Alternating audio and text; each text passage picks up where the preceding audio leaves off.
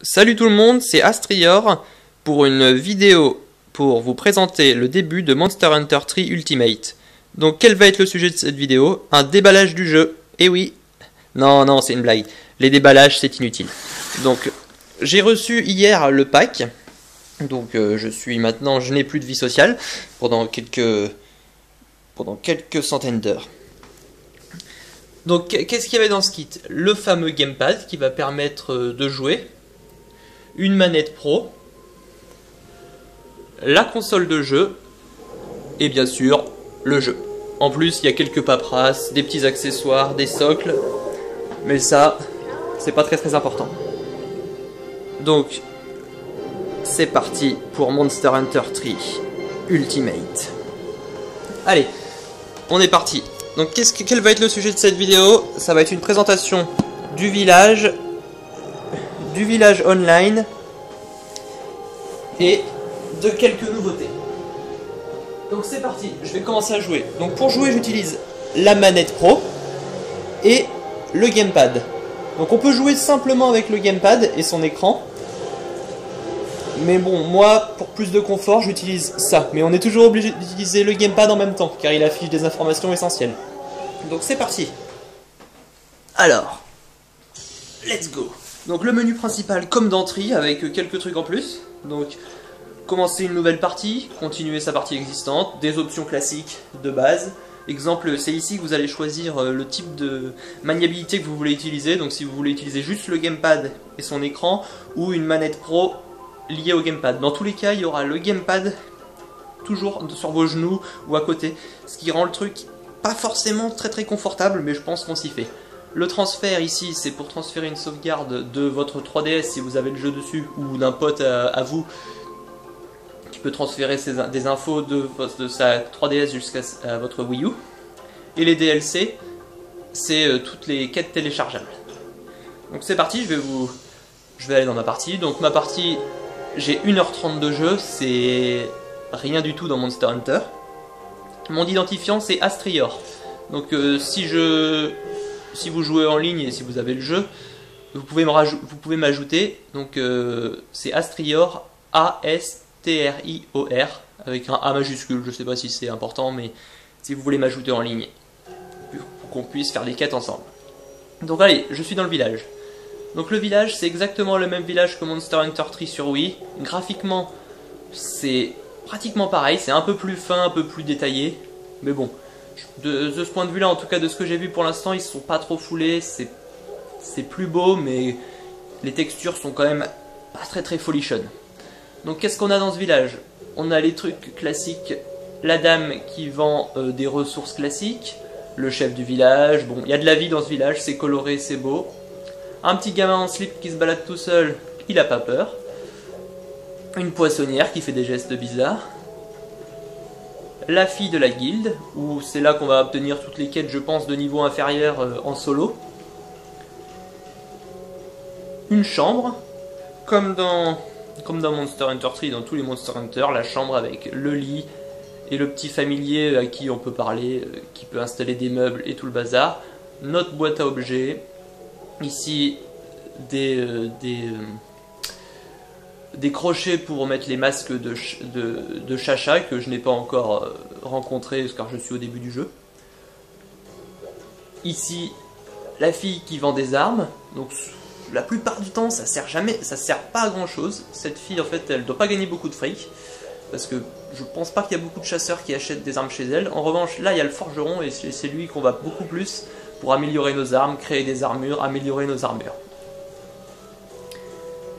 Ici vous avez le fils du chef du village à qui on peut rendre des comptes pour gagner des ressources et différents composants. Et enfin la ferme.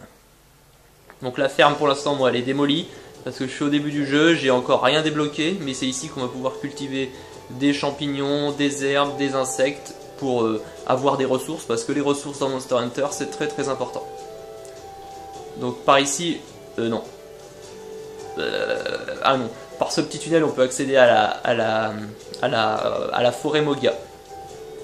Donc on va retourner au village. Donc qu'est-ce qu'on observe? C'est que ce village, c'est le même exactement que Monster Hunter 3. Il n'y a rien de nouveau. Mais, il y a une chose quand même. C'est ici. C'est en fait un bateau qui peut nous emmener en fait dans le mode des quêtes niveau sup et online. Pour pouvoir s'amuser avec d'autres chasseurs ou tout seul, mais pour je pense des quêtes plus dures. Donc il faut parler à ce chat qui nous emmène à plusieurs endroits. Donc soit on peut y aller en solo, donc en fait ça s'appelle le Port Anzia. Donc soit en solo on va à la marina ou la taverne. Donc la marina c'est quoi? C'est tout l'ensemble des la forge, la boutique. Et la taverne c'est on arrive directement à l'endroit où il y a le bureau des quêtes. Et on peut faire la même chose en multi, donc c'est quand on va là, et ben en fait on se retrouve avec les joueurs du monde entier. Donc là on va y aller en solo. Donc on va aller direct à la marina. Et c'est parti.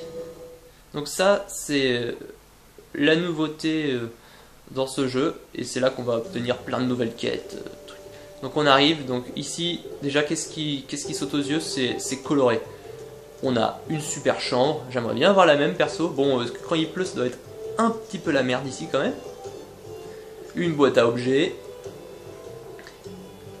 Hop hop hop, on avance. Ici, la mamie Camelot, donc c'est la même que dans Freedom Unité, ou Freedom. Et la même que dans Portable 3 aussi, qui est sorti qu'au Japon. Donc ça rappellera des souvenirs à certains joueurs.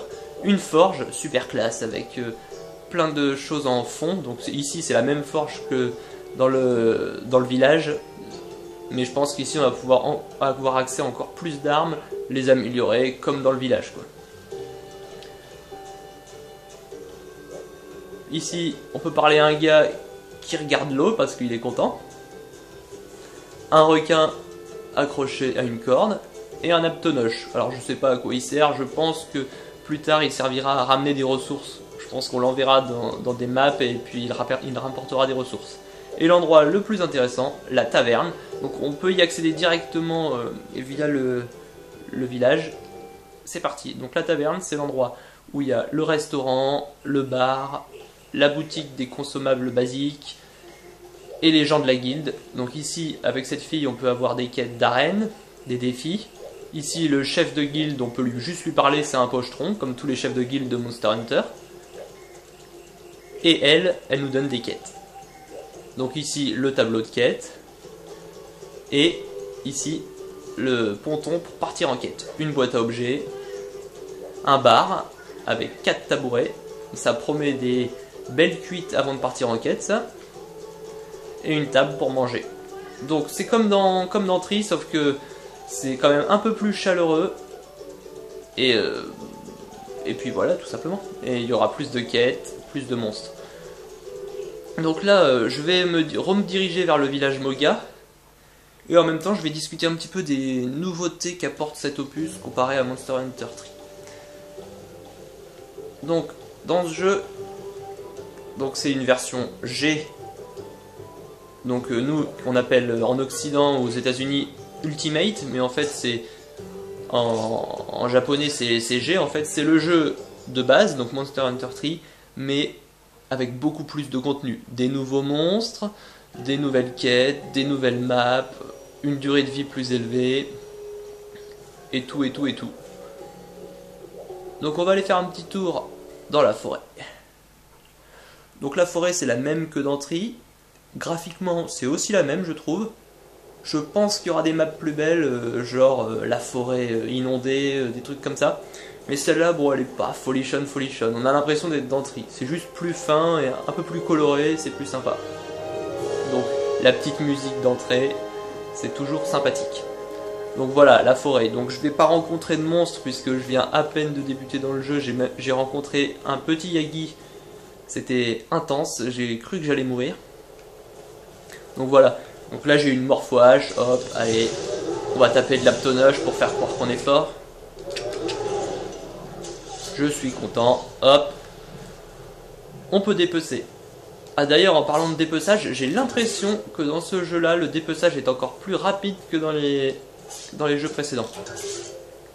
Donc voilà pour Monster Hunter 3 Ultimate, début du jeu.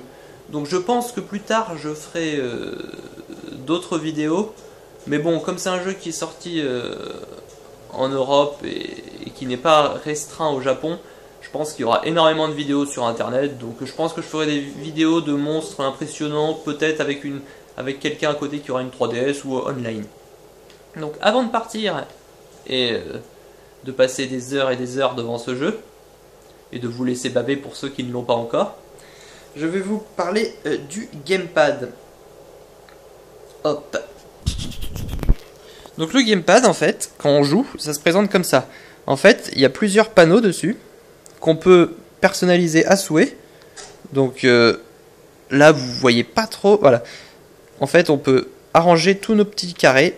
En fait, ils sont classés par catégorie. Exemple, carte, ciblage du monstre, indication des joueurs en ligne, coup de pied, des trucs comme ça. Et en fait, on peut mettre nos panneaux, nos cadres qui sont dans des tailles définies, petits, grands, tout ça. On peut les prendre, les jeter à la poubelle, en mettre d'autres à la place. On peut tout agencer comme on veut. Donc ça, c'est plutôt sympa, comme ça, on peut jouer le plus confortablement possible. Donc moi, ce que j'aimerais bien, alors après, je sais pas, j'ai peut-être pas trouvé la fonctionnalité, j'espère qu'il y a ça, mais par exemple, la barre de vie, la transférer sur l'écran de la télé. Parce que bon, moi personnellement, je trouve que c'est pas très pratique de devoir regarder l'écran de la télé et se baisser toujours pour voir sa vie. Parce que dans Monster Hunter, des fois, on a notre vie qui baisse vite et surtout la stamina, et c'est un peu bête de se retrouver complètement essoufflé face à un gros monstre parce qu'on n'a pas regardé notre gamepad. Donc voilà, le gamepad c'est plutôt sympa et on peut le personnaliser à souhait, ça c'est quand même bien. Et bientôt là, en avril, il y aura une mise à jour pour pouvoir jouer, voir l'écran en fait qu'on voit ici sur la télé, le voir sur le gamepad. Donc ça arrivera dans une mise à jour prochaine. Donc voilà pour la présentation rapide du début de Monster Hunter 3 Ultimate. Je vous donne rendez-vous dans quelques centaines d'heures de jeu, ou peut-être plus près, pour une vidéo avec une 3DS en local pour faire quelques quêtes. Mais pour l'instant, je vais vous laisser baver, ou vous laisser partir en quête pour certains. Et moi, je vais faire de même. Allez, salut!